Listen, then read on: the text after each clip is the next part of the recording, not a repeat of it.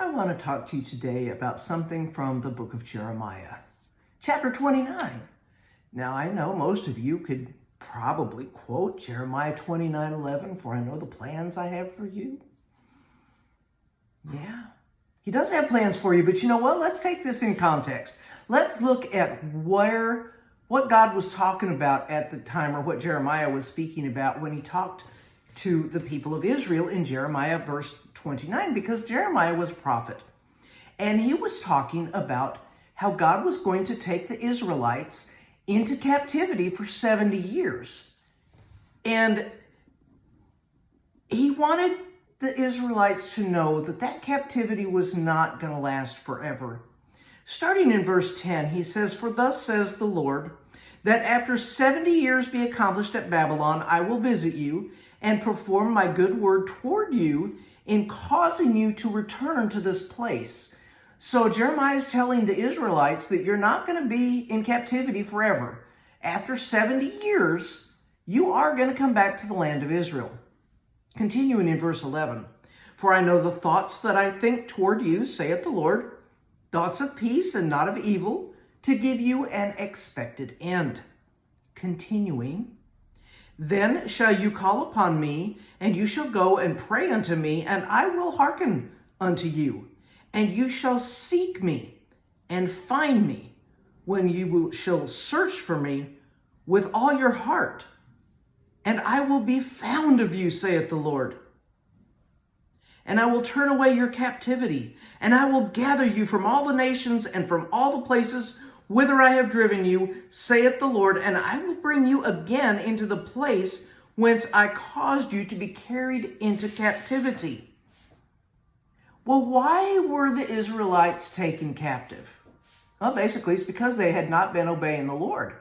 And Jeremiah had warned them and warned them and warned them, and they didn't want to listen to Jeremiah because, like everybody, they wanted to hear good prophecies of this is going to be good things for you and everything's going to be wonderful and you're going to defeat all your enemies, da-da-da-da-da-da. Okay, so they weren't listening to God. But God is merciful. And even though they wouldn't listen and they were going to be taken into captivity, God is going to bring them back.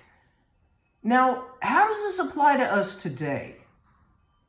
Does it apply to us today? You know, some people think that if this was written to the Israelites, it has nothing to do with me. Other people say, well, every verse in the Bible is for me. Every verse that is inspired by God is for you. Okay? Yes, God does have plans for you.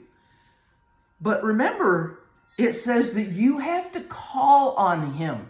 You want God's good plans for you? You have to call on Him. Pray to Him.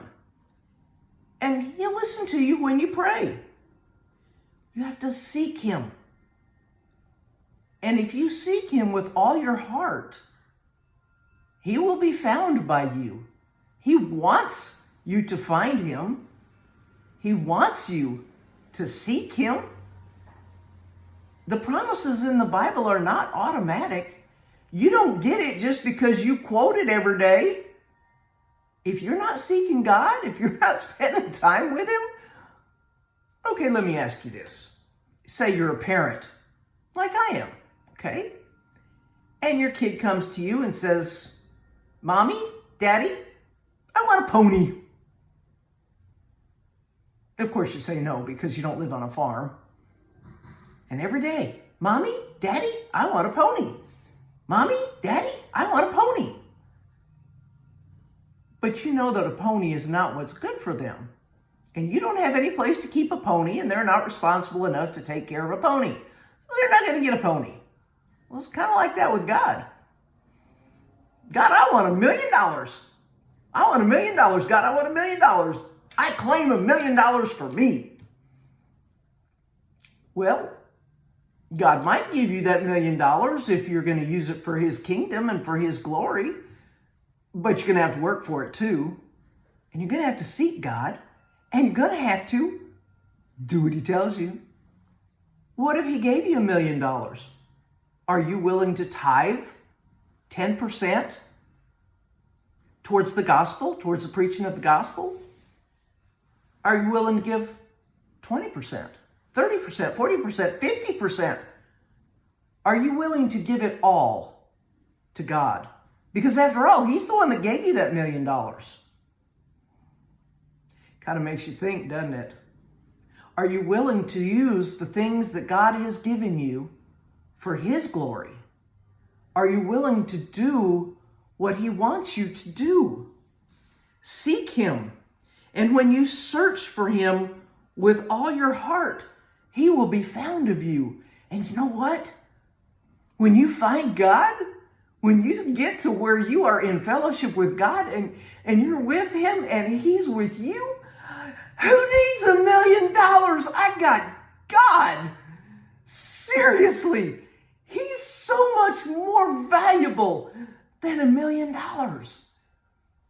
It's so much more exciting to live for God and to have Him with you than to have anything else in the world. So seek Him, and He will be found of you, and you'll find out what His plans are for you. But you got to do what His plans are, not your own plans, right? Sure, He has plans for you, but you've got to listen to His voice to hear His plans.